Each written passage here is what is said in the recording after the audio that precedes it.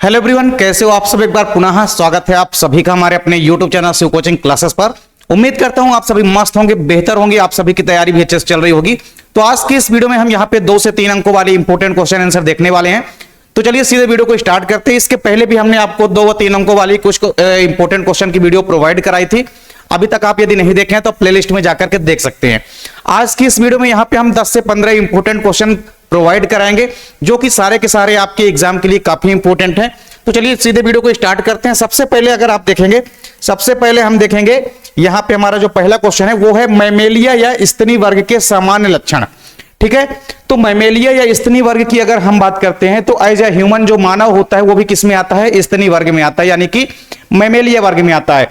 तो मैमेलिया वर्ग के कुछ लक्षण तो ऐसे हैं कि आप लोग इजिली आसानी से अपने द्वारा ही लिख सकते हैं। ठीक है, जैसे मैमेलिया वर्ग का अगर कोई प्राणी है तो उनके शरीर पर हेयर पाई जाएगी। ठीक है, बाल उपस्थित होते, जैसे मानव में आप देख सकते हैं पूरे शरीर पर बाल उपस्थित होती है, उसी प्रकार कोई भी अगर स्तनी वर्ग का प्राणी है तो उसके शरीर पर हेयर यानी कि बाल जो है प्रेजेंट होते हैं। ठीक है, तो सबसे पहले तो आप यही देखेंगे कि पहली विशेषता या पहला लक्षण क्या है कि इनकी त्वचा पर आपको बाल दिखाई देते हैं, यानी कि हेयर्स जो है उपस्थित होती है। किसी भी मैमेलिया या स्तनी वर्ग के प्राणी के अंदर यह विशेषता होती है कि इनके अंदर बाल उपस्थित होती है। दूसरी इंपॉर्टेंट पॉइंट क्या है कि ये जरायुज होते हैं। जरायुज मतलब विविपेरस होते हैं। ठीक है, विविपेरस का मतलब क्या होता है, ऐसे प्राणी जो डायरेक्टली बच्चों को जन्म देते हैं उनको हम बोलते हैं विविपेरस। ठीक है, तो ये पूर्ण विकसित शिशुओं को यानी कि बच्चों को जन्म देते हैं। ठीक है, तो स्तनी वर्ग की ये विशेषता होती है कि ये अंडे नहीं देते हैं बल्कि ये डायरेक्टली जो है बच्चों को जन्म देते हैं। ठीक है, तो ऐसे जीवों को हम बोलते हैं जरायुज यानी कि विविपेरस। ठीक है, जो कि डायरेक्ट बच्चे को जन्म देते हैं। ये स्तनी वर्ग की खास विशेषता होती है। तीसरा इंपॉर्टेंट पॉइंट क्या है कि इनका जो हार्ट होता है यानी जो हृदय होता है, ठीक है, स्तनी वर्ग के जितने भी प्राणी हैं उनका जो हार्ट होता है, हृदय होता है, वो 4 कोष्ठीय होता है। कितना होता है, 4 कोष्ठीय होता है, यानी कि 4 चैम्बर वाला होता है। कितने चैम्बर वाला, 4 चैम्बर वाला, जिसमें आपको 2 अलिंद यानी कि 2 आर्टिकल दिखाई देते हैं और 2 निलय यानी कि 2 वेंट्रिकल जो है दिखाई देते हैं। ठीक है, ये तीसरी इंपॉर्टेंट विशेषता है। फिर श्वसन की अगर हम बात करते हैं रेस्पायरेशन की, तो रेस्पायरेशन लंग्स यानी कि फेफड़ों के द्वारा होता है। किसी भी मैमेलिया वर्ग के प्राणी में जो श्वसन या रेस्पायरेशन होता है वो किसके द्वारा होता है, फेफड़ों के द्वारा होता है। फिर इसके बाद आप देखेंगे किसी भी स्तनी वर्ग के प्राणी के अंदर शरीर में स्तन ग्रंथियां उपस्थित होती है। ठीक है, स्तन ग्रंथियां उपस्थित होती है जिनमें कि दुग्ध का निर्माण होता है। ठीक है, तो ये स्तनी वर्ग की इंपॉर्टेंट लक्षण है या इंपॉर्टेंट विशेषताएं हैं। इसके अलावा बहुत सारी विशेषताएं हैं स्तनी वर्ग की, आप लिख सकते हैं। ठीक है, अगर फर्टिलाइजेशन की बात करते हैं तो फर्टिलाइजेशन इनमें आंतरिक निषेचन होता है यानी कि इंटरनल फर्टिलाइजेशन होता है।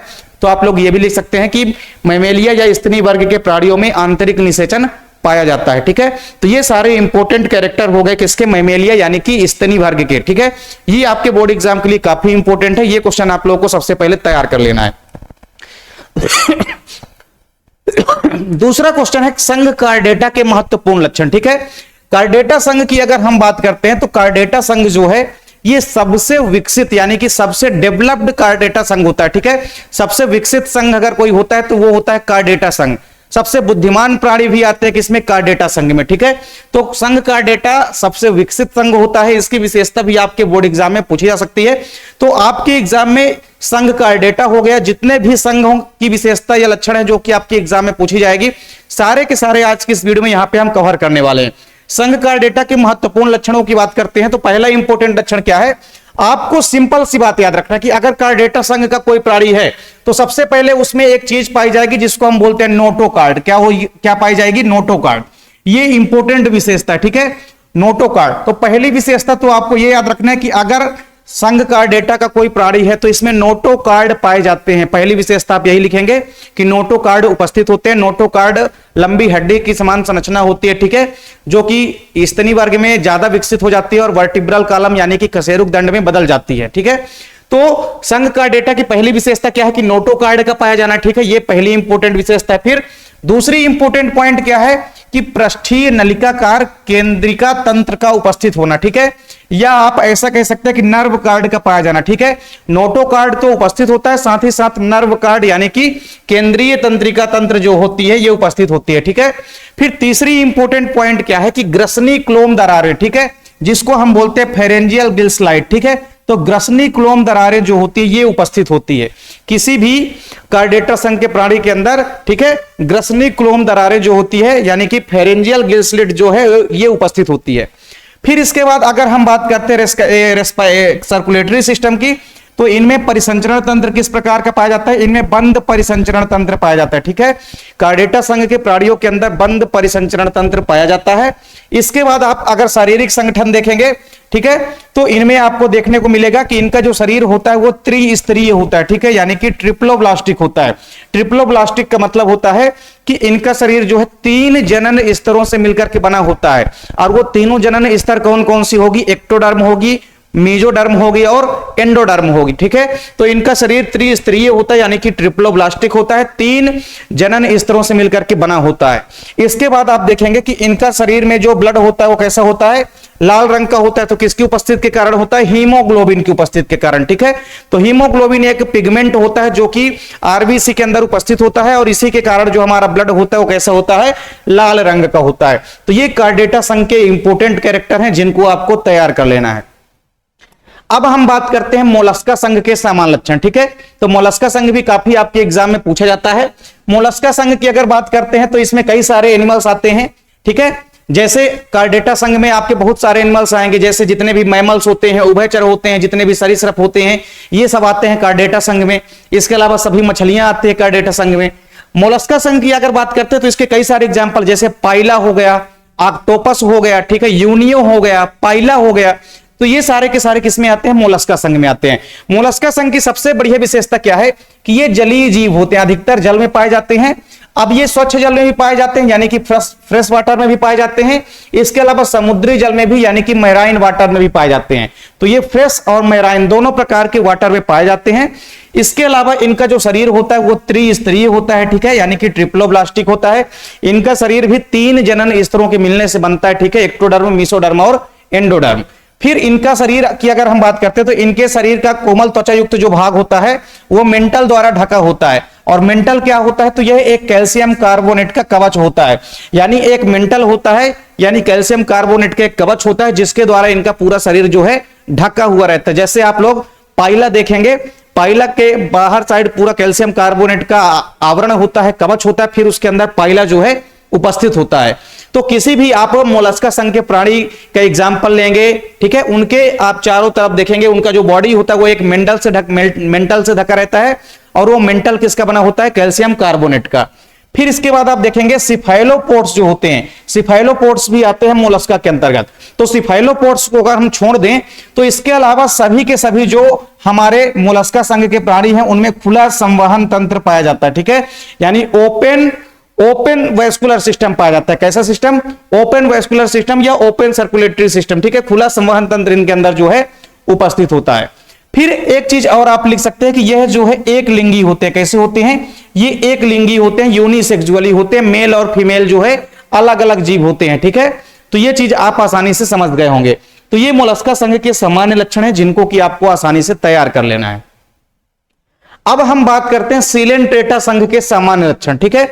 तो सीलेंट्रेटा संघ की अगर हम बात करते हैं तो इनमें आप देखेंगे सीलेंट्रेटा संघ के अंतर्गत जो अधिकांश जंतु आते हैं, ठीक है, ये समुद्र में पाए जाते हैं। कहां पाए जाते हैं? समुद्र में पाए जाते हैं, ठीक है, समुद्र में पाए जाते हैं। सीलेंट्रेटा के अंतर्गत जो भी अधिकांश जंतु आते हैं वो कहां पाए जाते हैं? समुद्रों में पाए जाते हैं।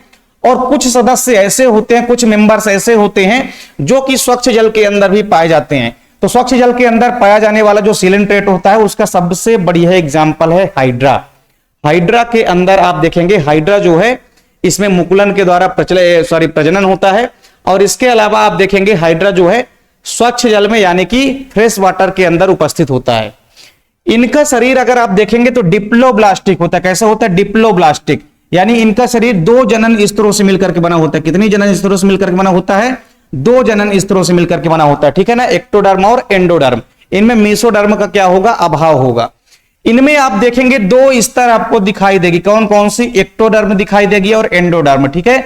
तो इनका शरीर डिप्लोब्लास्टिक होता है, 2 जनन स्तरों से मिलकर के बना होता है, एक्टोडर्म और एंडोडर्म से मिलकर के बना होता है। फिर आप देखेंगे इनके शरीर में एक केंद्रीय गुहा होती है, ठीक है, जिसे हम सीलेंट्रान कहते हैं। इनकी पूरी बॉडी की संरचना में बीच में एक गुहा दिखाई देगी जिसको हम बोलते हैं सीलेंट्रान। क्या बोलते हैं? सीलेंट्रान बोलते हैं। और यह गुहा क्या करती है, यह कैविटी या गुहा जो होती है भोजन का पाचन करने में मदद करती है, वह इसके अलावा संवहन में भी क्या करती है, सहायता करती है। एक स्थान से दूसरे स्थान तक कई सारे पदार्थों को ले जाने में भी संवहन का कार्य करती है। इसके अलावा अगर हम सिमेट्री की बात करते हैं तो इनके शरीर के अंदर अरीय सममिति होती है। कैसी होती है, अरीय सममिति होती है। मतलब सीलेंट्रेटा संघ के प्राणियों को अगर आप कहीं से भी काटेंगे, किसी भी तल से काटेंगे, ये दो बराबर भागों में बट जाएगा। इसलिए हम बोलते हैं कि इनके अंदर अरीय सममिति यानी कि रेडियल सिमेट्री जो है पाई जाती है। फिर आप देखेंगे इनका जो शारीरिक संगठन होता है, ठीक है, जो बॉडी ऑर्गेनाइजेशन होता है वो ऊतक स्तर का होता है, यानी कि टिश्यू लेवल का होता है। कैसा होता है, इनका शारीरिक संगठन जो है ऊतक स्तर का होता है। इनका शरीर जो है ऊतकों से मिलकर के बना होता है, ऊतक स्तर का इनका बॉडी ऑर्गेनाइजेशन या शारीरिक संगठन होता है। इसके अलावा आप ये लिख सकते हैं कि इनमें कुछ नीडोब्लास्ट सेल होती है, ठीक है, जो कि जीवों को बचने में मदद करती है, ठीक है, सहारा प्रदान करती है। तो नीडोब्लास्ट सेल इनके अंदर यानी कि दंश कोशिकाएं उपस्थित होती है। ये क्वेश्चन आपके ऑब्जेक्टिव में भी पूछा जाता है कि दंश कोशिकाएं कहां उपस्थित होती है, किस संघ की विशेषता है। तो दंश कोशिकाएं आपको याद रखना है कि सीलेंट्रेटा के अंतर्गत आती है, ठीक है। तो 5वां नंबर यहां हो गया। 6वां नंबर है एक और आप लिख सकते हैं कि इनके अंदर दंश कोशिकाएं पाई जाती है, ठीक है। कौन सी कोशिकाएं, दंश कोशिकाएं पाई जाती है, ठीक है। दंश कोशिकाएं यानी कि जिनको हम बोलते हैं नीडोब्लास्ट सेल। और नीडोब्लास्ट सेल की उपस्थिति के कारण ही हम सीलेंट्रेटा संघ को निडेरिया संघ के नाम से भी जानते हैं। तो अगर आपसे सीलेंट्रेटा संघ की जगह निडेरिया संघ की लक्षण पूछ लिया जाए या निडेरिया संघ की विशेषताएं पूछ लिया जाए तो आपको कंफ्यूज नहीं होना है। सीलेंट्रेटा संघ को ही हम निडेरिया संघ के नाम से जानते हैं, ठीक है। तो ये हो गया सीलेंट्रेटा संघ की विशेषताएं। अब हम बात करते हैं प्लेटी हेलमिंथीज संघ के समान लक्षण। तो प्लेटी हेलमिंथीज संघ की अगर हम बात करते हैं तो इनको हम चपटे क्रमी कहते हैं। चपटे क्रमी मतलब ये क्रमी के रूप में पाए जाते हैं और ये इनकी शारीरिक संरचना कैसी होती है, चपटी हुई होती है, ठीक है। तो आप देखेंगे कि इस समूह के अधिकांश जंतु जो होते हैं ये परजीवी होते हैं, पैरासिटिक होते हैं, ठीक है। यानी किसी दूसरे जीव के ऊपर आश्रित होते हैं, किसी दूसरे जीव के अंदर पाए जाते हैं, ठीक है। और इनमें आप देखेंगे कि यह अन्य जीवों के शरीर में पाए जाते हैं, साथ ही साथ ये रोग भी उत्पन्न करते हैं, ठीक है। तो प्लेटी हेलमिंथिस में आप देखेंगे कि अधिकतर जो है परजीवी जीव आते हैं जो कि जीवों के शरीर के अंदर जाने के पश्चात रोग भी उत्पन्न करने की क्षमता जो है रखते हैं।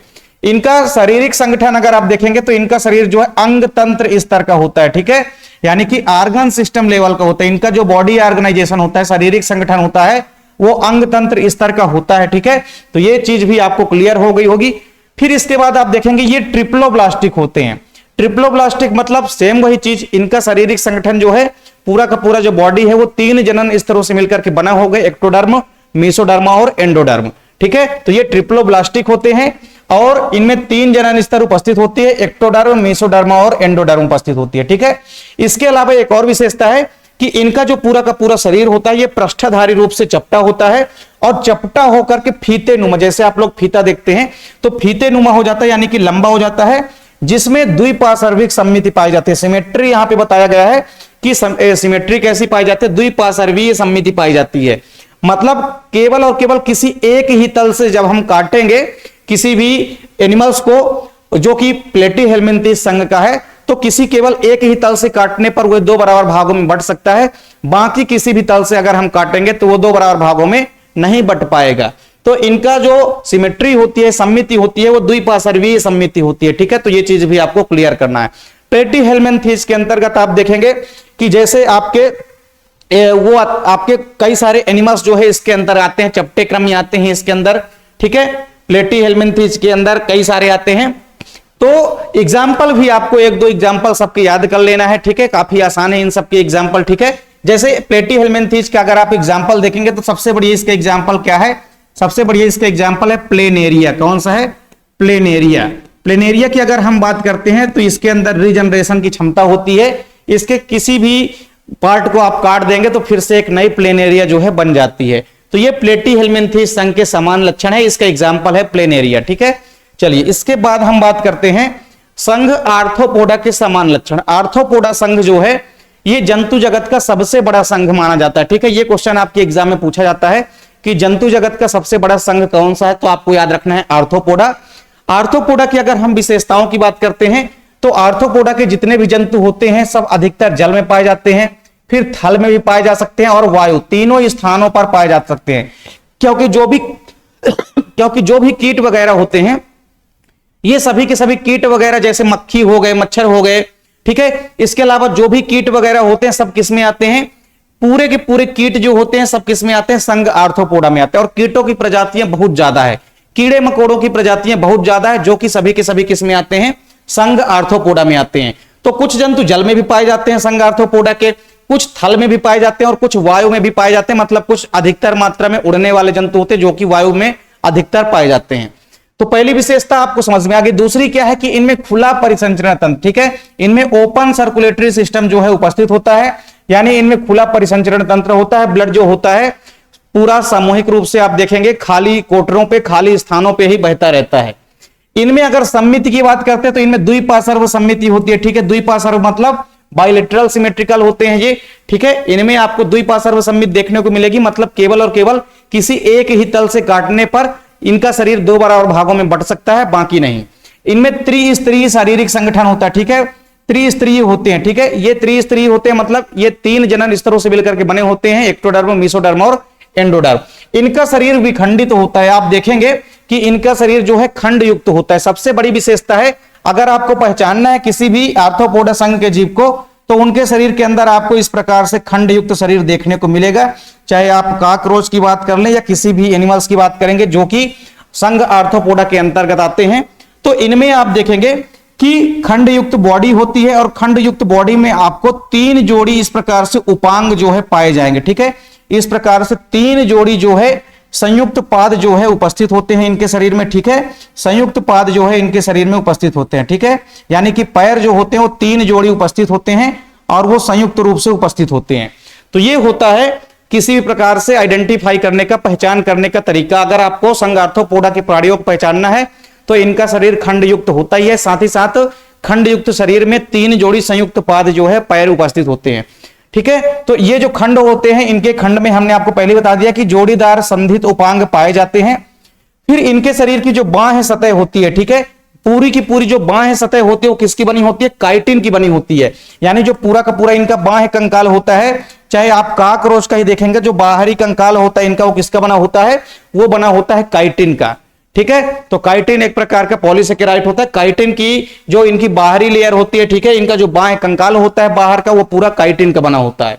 तो ये इंपोर्टेंट विशेषताएं या इंपोर्टेंट लक्षण है संघ आर्थ्रोपोडा के, इसको भी आप लोगों को तैयार कर लेना है। अब बात करते हैं हम संघ इकाइनोडर्मेटा की। छोटा सा संघ है लेकिन काफी इंपोर्टेंट है। एग्जाम्पल आपको स्टार फिश याद रखना है, ठीक है, सी अर्चिन आपको याद रख सकते हैं, ठीक है। सबसे बड़ी एग्जाम्पल क्या है इसका, सबसे बड़ी एग्जाम्पल है आपका सी अर्चिन, ठीक है, सी अर्चिन आप लोग देखे होंगे, ठीक है, सी अर्चिन, सी अर्चिन। इसके अलावा आप लोग स्टार फिश देखे होंगे, ठीक है, स्टार फिश। तो स्टार फिश सबसे फेमस एग्जाम्पल है, ठीक है, 5 भुजा वाला होता है, आप सभी को पता है। यानी कि एक चीज तो विशेषता आपको पहले से ही पता चल गई कि स्टार फिश जो है 5 भुजी होता है, यानी इस संघ के प्राणियों में 5 भुजाएं जो है पाई जाती है। तो देखिए सबसे पहली विशेषता है कि इनका जो शरीर होता है वो त्रिस्तरीय होता है, ठीक है, यानी कि ट्रिप्लोब्लास्टिक होता है, यानी कि इनके शरीर जो है 3 जनन स्तरों से मिलकर के बना होता है और इनके शरीर पर देह गुहा जो है उपस्थित होती है, ठीक है, देह गुहा यानी कि बॉडी कैविटी उपस्थित होती है। इनका जो तंत्रिका तंत्र होता है वो अल्प विकसित होता है, ठीक है, इनका तंत्रिका तंत्र जो है अल्प विकसित होता है और इनमें मस्तिष्क बिल्कुल भी किसी प्रकार से नहीं पाया जाता है। तीसरी इंपॉर्टेंट पॉइंट है, ये अक्सर आपके ऑब्जेक्टिव में भी पूछा जाता है कि जल संवहन तंत्र, वाटर वेस्कुलर सिस्टम किस संघ की विशेषता है। तो वाटर वेस्कुलर सिस्टम यानी कि जल संवहन तंत्र जो है इकाइनोडर्मेटा संघ की विशेषता होती है, ठीक है। फिर ये अरीय सम्मिति वाले होते हैं, ठीक है, इनके बॉडी को आप किसी भी तल से काटेंगे 2 बराबर भागों में बढ़ जाएगी, यानी ये अरीय सम्मिति प्रदर्शित करते हैं। और पंचतई होते हैं, ठीक है, यानी कि पेंटामेरस होते हैं, 5 भुजाओं वाले होते हैं, ठीक है। तो ये बात भी आपको क्लियर हो गई। इसके अलावा इनका शरीर जो है त्रिस्तरीय होता है, जो कि हमने आपको पहले ही बता दिया, ठीक है, ट्रिप्लोब्लास्टिक होता है और देह गुहा युक्त होता है। ये चीज सेम रिपीट हो गई है। तो आपको 4 इंपोर्टेंट जो है कैरेक्टरिस्टिक्स याद रखना है, 4 इंपोर्टेंट लक्षण कम से कम याद रखना है, ठीक है। तो इकाइनोडर्मेटा के एग्जाम्पल आपको याद रखना है, सी अर्चिन हो गया, स्टार फिश हो गया, और इसके अलावा जो भी समान लक्षण है इनको आपको अच्छे से तैयार कर लेना है। अब हम बात करते हैं अगला है हमारा क्वेश्चन, सिरा विन्यास क्या है, वह सिरा विन्यास के कौन कौन से प्रकार होते हैं। मोस्ट इंपोर्टेंट क्वेश्चन है आपके एग्जाम के लिए। सिरा विन्यास की अगर हम बात करते हैं तो आप लोग पत्तियों की संरचना पढ़े होंगे, ठीक है। तो पत्तियों की संरचना के अंदर आपको इस प्रकार से लैमिना दिखाई देता है, ठीक है। ये पूरा का पूरा किनारे वाला भाग क्या है, लैमिना है। तो इस लैमिना के अंदर, ठीक है, या इसको आप फलक कह सकते हैं। तो फलक के अंदर, ठीक है, तो इस फलक के अंदर, अब फलक के अंदर पत्तियों, फलक के अंदर क्या होती हैं, सिराएं होती है। एक तो मेन सिरा होती है जिसको हम बोलते हैं मिड रिब, ठीक है, और इस मिड रिब से कई सारी पार्श्व सिराएं निकली होती है जिनको हम सिरा बोलते हैं, ठीक है। तो किसी भी लीफ में जो फलक होता है, उस फलक के अंदर जो सिराएं हैं, वो सिराएं किस प्रकार से व्यवस्थित होती है, उनके व्यवस्थित होने का क्रम ही क्या कहलाता है, सिरा विन्यास कहलाता है। सिरा विन्यास को हम बोलते हैं वेनेशन। क्या बोलते हैं, इसको हम बोलते हैं वेनेशन, ठीक है। इसको हम इंग्लिश में बोलते हैं वेनेशन, ठीक है। तो वेनेशन मतलब सिरा विन्यास। सिरा विन्यास की अगर हम बात करते हैं तो किसी भी पत्ती के फलक में जो सिराएं व्यवस्थित होती है, तो सिराओं के व्यवस्थित होने का जो क्रम होता है, ठीक है, यह व्यवस्थित होने का जो तल होता है, वही क्या कहलाता है, सिरा विन्यास कहलाता है। तो अब आप देख सकते हैं कि कुछ पत्तियों के अंदर आपको एक सिराएं ऐसी दिखाई देती है जो कि एकदम से समांतर क्रम में होती है, और कुछ सिराएं ऐसे होती है फलक के अंदर जो कि एक जाल के रूप में दिखाई देती है। तो सिरा विन्यास आपका दो प्रकार से होता है, ठीक है। सिरा विन्यास दो प्रकार के होते हैं। पहला है आपका समांतर सिरा विन्यास, जिसको हम बोलते हैं पैरेलल वेनेशन। क्या बोलते हैं, पैरेलल वेनेशन बोलते हैं।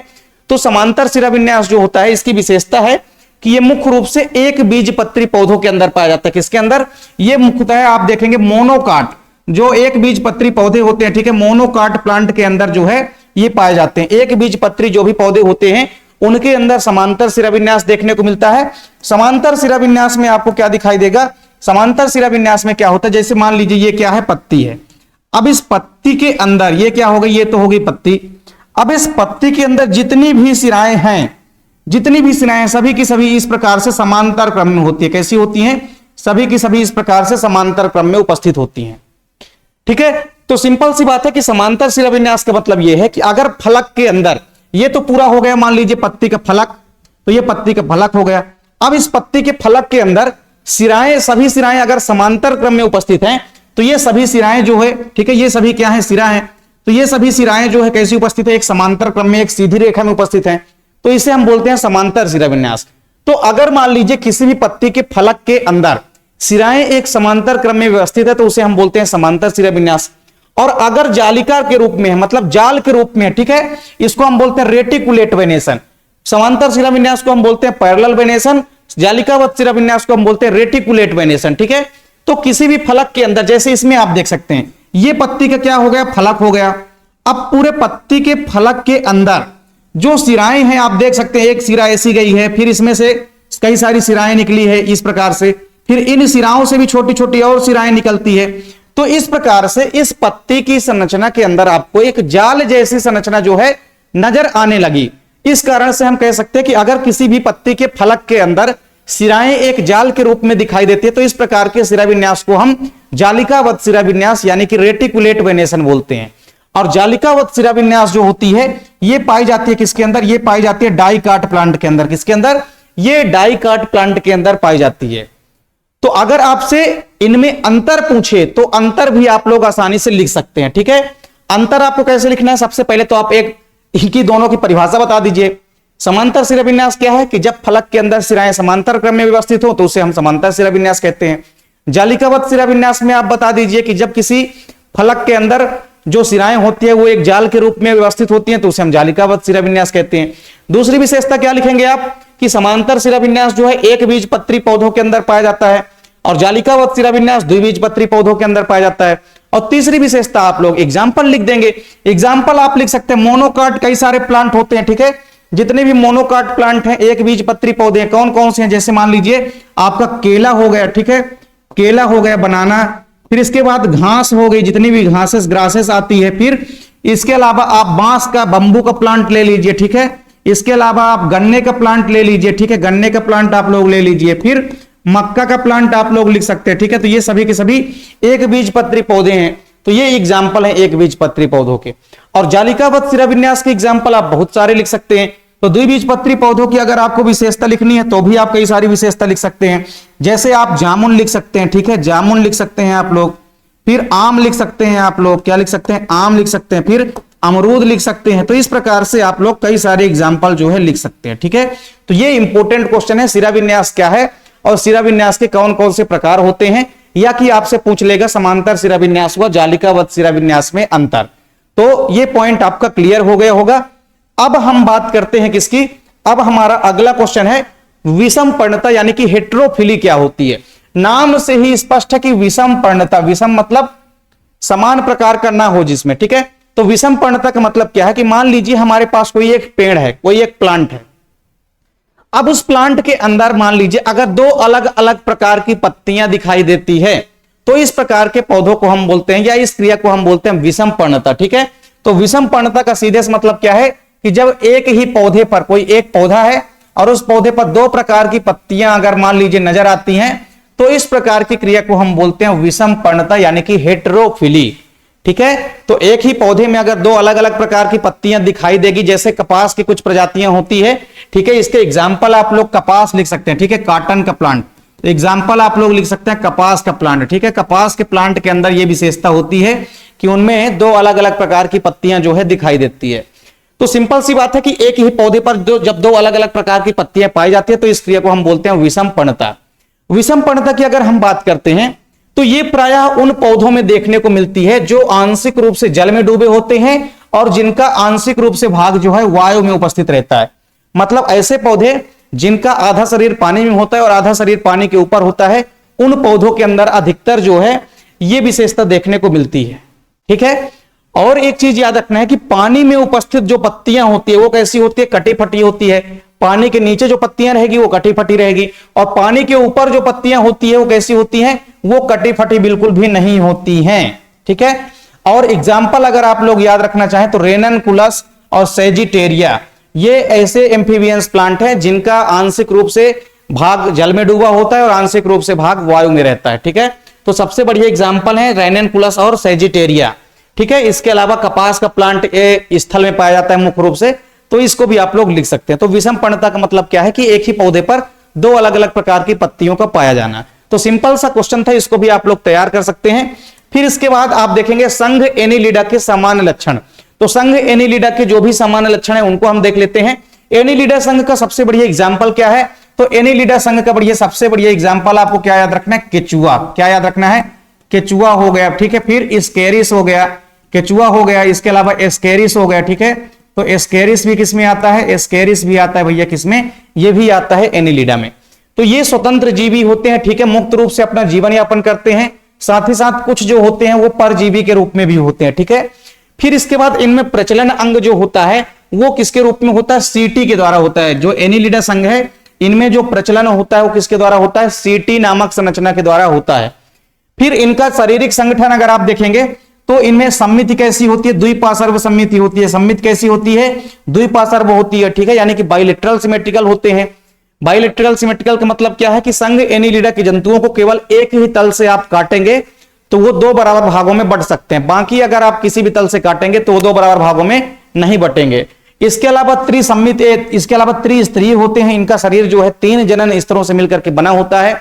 फिर ये विखंडित होते हैं, इनका शरीर भी कैसा होता है, खंड युक्त होता है। जैसे आप लोग केचुआ या नेरिस या स्कैरिस किसी का भी एग्जाम्पल आप लोग देखेंगे तो उनका शरीर कैसा होता है, खंड युक्त होता है, ठीक है। तो केचुआ जो कि जमीन के नीचे अक्सर मिलता है, आप लोग देखे होंगे। हम उस कछुए की बात नहीं कर रहे हैं, खोपड़ी वाले की, हम बात कर रहे हैं केचुए की, ठीक है, जो चपटा होता है और लंबा साइज का होता है। तो इसके अंदर आपको त्रिस्तरीय संरचना देखने को मिलेगी, द्विपार्श्व सम्मिति होती है और इनका शरीर कैसा होता है, खंडित होता है, ठीक है।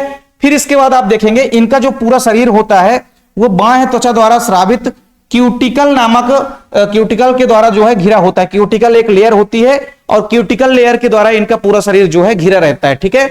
और क्यूटिकल क्या करता है, शरीर को सूखने से बचाता है ये, ठीक है। ये शरीर को सूखने से बचाता है, एक प्रकार के आप देखेंगे वाटर एब्जॉर्प्शन का भी कार्य करता है। इनका शरीर प्रायः आप देखेंगे पेशियों का बना होता है। किसका बना होता है, मसल्स का बना होता है, जिसके कारण इनका शरीर अत्यधिक जो है संकुचनशील होता है, कॉन्ट्रेक्टाइल होता है, संकुचनशील होता है। तभी तो संकुचन और शिथिलन बार बार होता है केचुए के अंदर, जिस कारण से वो एक स्थान से दूसरे स्थान तक जा पाता है। तो ये संघ एनीलिडा संघ के समान लक्षण है। तो एनीलिडा संघ भी काफी इंपोर्टेंट संघ है। तो जितने भी इंपोर्टेंट संघ हमने कराए उसमें से आपको कार्डेटा संघ याद रखना है, मोलस्का हो गया, आर्थ्रोपोडा हो गया, एनीलिडा हो गया, ठीक है, सिलेंट्रेटा हो गया, प्लेटीहेलमिन्थिस, ये सारे इंपोर्टेंट संघ हैं। इनकी विशेषता अक्सर आपके एग्जाम में पूछी जाती है। तो चाहे विशेषता पूछे या लक्षण पूछे आपसे, बात तो वही है। इसके अलावा कुछ कुछ क्वेश्चन इंपोर्टेंट हमने पिछली वीडियो में प्रोवाइड करा दिया था, और जो भी इंपोर्टेंट क्वेश्चन है और कुछ इंपोर्टेंट क्वेश्चनों को हम और प्रोवाइड कराएंगे अगली वीडियो में, ठीक है। तो आप लोग वीडियो को अंत तक जरूर देखें। तो उम्मीद करता हूं कि वीडियो आपको पसंद आई होगी। वीडियो अच्छी लगे तो आप लोग लाइक कमेंट जरूर किया करें, साथ ही साथ दोस्तों के बीच भी आप लोग ज्यादा से ज्यादा वीडियो को शेयर करें। अगर आप लोग चैनल पर नए हैं तो चैनल को सब्सक्राइब जरूर कर लें। मिलते हैं आप लोगों से नेक्स्ट वीडियो में, तब तक के लिए जय हिंद, वंदे मातरम।